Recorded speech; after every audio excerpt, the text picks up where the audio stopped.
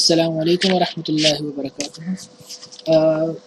This is a continuation of chapter 5, and chapter 5 we have been discussing about distributed force, and from there we started talking about centered mass, centered of lines, areas and volumes, composite bodies, figures and approximations, and then we came to certain special topics, and the last two topics were about beams based on the internal effects and the external effects. But now there is a special kind of beam we are going to discuss in this special topic. Uh, this beam is a flexible beam, and we know it as cables. So these cables actually are a big part of our daily life. As we can see from day-to-day routine, certain bridges, certain huge structures are supported uh, by these cables. So now we need to define a generalized mathematical model, what these cables are and how they support a specific part of a structure, and what exactly what we can say what kind of this structural member is used. And as you can see, if you know, high tension cables that we see when we are traveling across Pakistan, you can see different high tension power cables. These cables are also structural load, they have their weights. Then we can see these cables hanging around through cables in our homes, by such as telephone cables, you can say TV or UK cables. And these cables are also used to hoist heavy material over a pole or structure to lift those materials. And we need to design how these cables are handled in our day-to-day. Now, flexible cables may support a series of distinct concentrated load, as you can see in this figure, or they may support a continuous load, as shown below, over a length of the entire, you can say, over the length of its entire span. And you can also understand that the load can be variable or can be constant uniformly throughout the cable. Now, regardless of which these conditions are present, they are in equilibrium, and we can formulate the relation of these cables in form of equilibrium the similar way as we have formulated for beams. So let us drive a general relation. So in order to drive the general relation, let us assume the intensity of the variable and continuous load applied to the cable, as you can see in the relation in these two figures, is expressed. Let that be this intensity be expressed in W, that is units of force per unit length x. Then the resultant R of the vertical load, then there will be a resultant R, as you can see right here. So we know W is defined as load, that is force, per unit horizontal length, that is x, at a distance of any x. Now this x is varying from point A to point B throughout the span, and this is for this number of loadings. So our general expression would be R as a resultant force of the vertical loading is equal to the integrated over a small region R dr, which can be written as this right here, W dx. So R is a function of dx.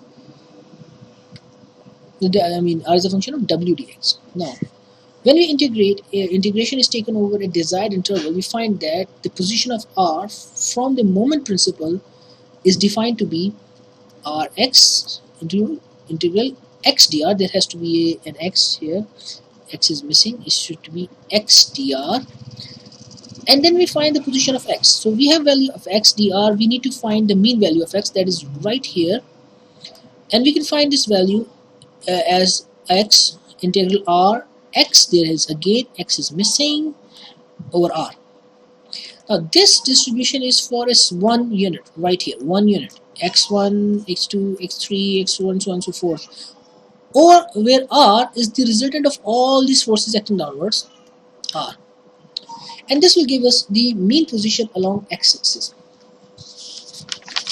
Now, the element load dr is equal to, as we have formulated from here, that dr is defined as W dx. Now, this is represented by a very elemental strip of vertical load, such as this one world load, W, and width with the width of dx. Now, if it follows from the foregoing expression that R passes through the centroid of the shaded region, because we have assumed that W is uniform, or you can say spread continuously over the cable. The equilibrium condition of the cable is satisfied if the infinitesimal element of the cable is in equilibrium. So the condition again applies that even the very small element of this cable is in equilibrium. The fluid body diagram of the differential element is shown, as you can see from here.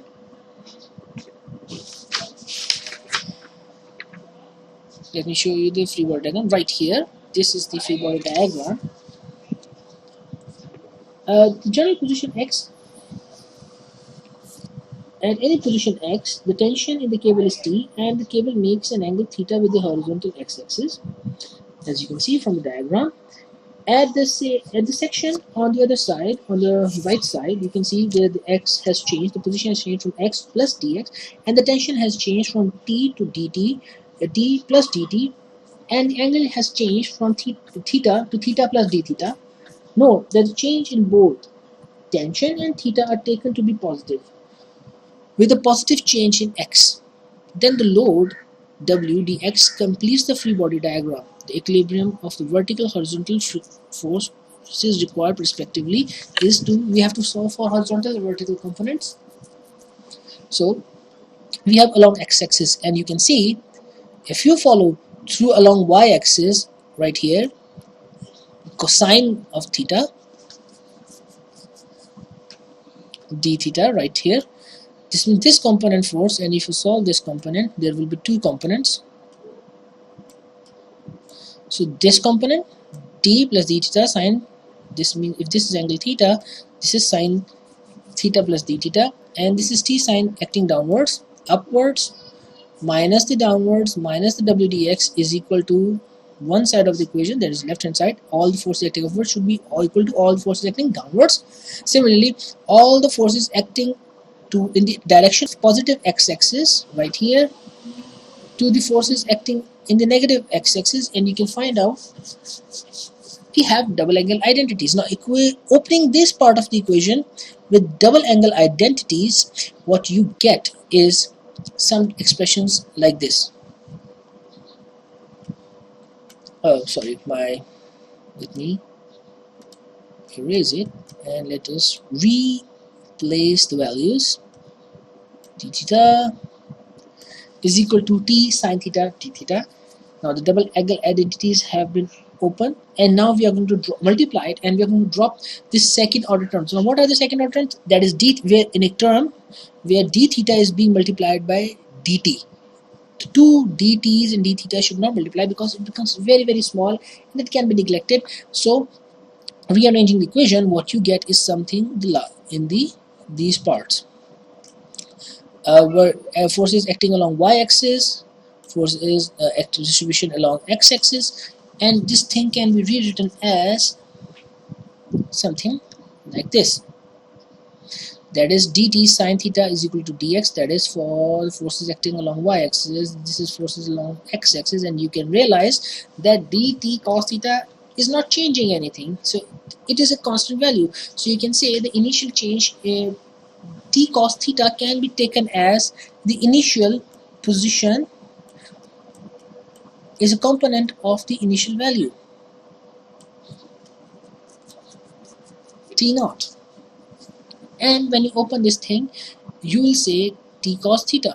You take this thing and you put it in a second order term. Now why do we get a second order term? Pardon. Because when we talk about t, it is written in two terms. As we remember, we have dx and we have dt.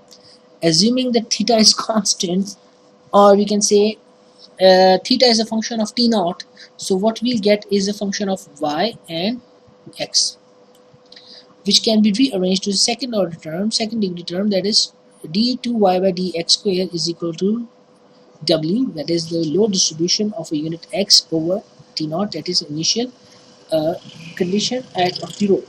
That is the actual tension at the rope where x and y is equal to 0. at the very bottom of the parabola. And what you will see is this is where we get the boundary values, since this is the governing equation, and from here we can get the boundary value problems of the this cable system. Now once we have identified the cable, what we are going to learn next is the two types of cable formation. The one formation is a parabolic cable formation, and the other type of formation is a catenary cable formation. These are the two techniques where the load is distributed on the cable for bridges. So in next part we are going to talk about the two types of uh, flexible